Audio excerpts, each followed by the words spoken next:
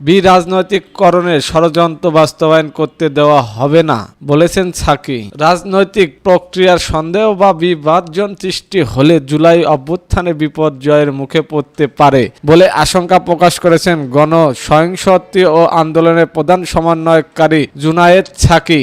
আজ শনিবার দুপুরে এক গণসংলাপ অনুষ্ঠানে তিনি এই মন্তব্য করেন। জাতীয় প্রেস ক্লাব মিলনায়তনে গণসংহতি ও আন্দোলনে ঢাকা মহানগর উত্তর দক্ষিণ শাখা যৌথ উদ্যোগে এই গণসংলাপ অনুষ্ঠিত হয়। তিনি বলেন, আমরা শিক্ষার্থীদের প্রতি আহ্বান জানাই, গণ অভ্যুত্থানের যে আকাঙ্ক্ষা চেতনা তা ধারণ করার জন্য আপনারা ঐক্যবদ্ধ থাকুন। আগামী পুরো নির্বাচন প্রক্রিয়ার এই আকাঙ্ক্ষা যাতে বাস্তবায়িত হয় তার জন্য সংগ্রাম অব্যাহত রাখুন। জুনায়েদ সাকি বলেন, এমন কোনো ধারণা যাতে তৈরি না হয়, এমন কোনো অবস্থা যাতে তৈরি না হয় যাতে রাজনৈতিক প্রক্রিয়ার মধ্যে সন্দেহ সৃষ্টি হয়। রাজনৈতিক প্রক্রিয়ার মধ্যে সন্দেহ সৃষ্টি হলে, বিভাজন সৃষ্টি হলে আমাদের এই গণ অভ্যুত্থান বিপর্যয়ের মুখে পড়তে পারে। সাকি বলেন, রাজনৈতিক শক্তি সমূহের মধ্যে ঐক্য ধরে রাখা, আস্থা ধরে রাখা অন্তর্বর্তীকালীন সরকারের গুরুত্বপূর্ণ কাজের একটি।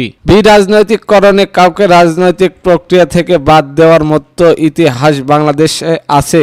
বাংলাদেশের জনগণ অভ্যুত্থান করে এই সমস্ত ষড়যন্ত্রমূলক রাজনৈতিক কবর রচনা করেছে। কাজেই এই দেশে আর কোনো ষড়যন্ত্রমূলক রাজনৈতিক বাস্তবায়ন হতে দেওয়া যাবে না। তিনি বলেন, অন্তর্বর্তী সরকারকে সমস্ত শক্তির মধ্যে এই জায়গা নিশ্চিত করতে হবে, এই আস্থা তৈরি করতে হবে যে বাংলাদেশ গণতান্ত্রিক রাজনৈতিক প্রক্রিয়া এগিয়ে যাবে এবং সেটা সকলকে নিয়ে এগিয়ে যাবে। সবার ঐক্যমতের ভিত্তিতে, অন্যতম জাতীয় ঐক্যমতের ভিত্তিতে বাংলাদেশ আগামী রাজনৈতিক বন্দোবস্ত প্রতিষ্ঠিত হবে। সেই জায়গা আমরা সবাই মিলে করতে চাই। তিনি বলেন, আমরা গণসংহতি আন্দোলনের আমাদের মঞ্চ, গণতন্ত্র মঞ্চ, আমাদের ঐক্যবদ্ধভাবে ব্যস্ত রাজনৈতিক শক্তির মধ্যে ন্যূনতম ঐক্য তৈরি করতে চাই যাতে করে এই রাজনৈতিক রূপান্তর জনগণের আকাঙ্ক্ষা বাস্তবায়ন ঘটাতে পারে। তিনি আরো বলেন, একই সঙ্গে আমরা জনগণের কাছে আহ্বান জানাই, নতুন করে গণতান্ত্রিক শক্তি গড়ে তুলতে হবে। নতুন গণতান্ত্রিক শক্তি যদি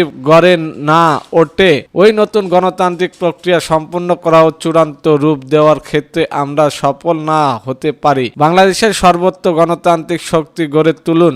অন্তর্বর্তীকালীন সরকারের উদ্দেশ্যে সাকি বলেন, আপনারা দায়িত্ব নিয়েছেন, একটা ভঙ্গ রাষ্ট্র পুনর্গঠন করার দায়িত্ব আপনাদের। আমরা আপনাদের সংকট, নানা ধরনের প্রতিবন্ধকতাও বুঝি, আমরা আপনাদের সমর্থন করি, আমরা সব ধরনের সহযোগিতা করতে চাই। তিনি বলেন, কিন্তু দিনের পর দিন একই সমস্যা বহাল থাকলে জনগণ আর গ্রহণ করবে না। জুলাই বিপ্লবের আহতরা যদি রাস্তায় নেমে চিকিৎসার দাবি করে, সেটা আপনাদের জন্য লজ্জার ব্যাপার হওয়া উচিত, বিব্রতকরণ হওয়া উচিত। জুনায়েদ সাকি বলেন, আমরা গণ অভ্যুত্থানে আহত সমস্ত যোদ্ধাদের অবিলম্বে চিকিৎসা নিশ্চিত করার আহ্বান জানাই। শহীদ পরিবারের দায়িত্ব গ্রহণ করতে হবে, শহীদদের রাষ্ট্রীয় মর্যাদা দিতে হবে। সাকি বলেন, মানুষ দ্রব্যমূল্য নাকাল, এই উদ্যোগতি থামাতে হবে। মানুষের জীবনে নিরাপত্তা নানাভাবে অব্যাহত হচ্ছে, আইন শৃঙ্খলা পরিস্থিতি নানা দিক থেকে অবনতি হচ্ছে। তিনি বলেন, এখনো বাংলাদেশ ভারত সীমান্তে আমাদের নাগরিকদের গুলি করে হত্যা করা হচ্ছে।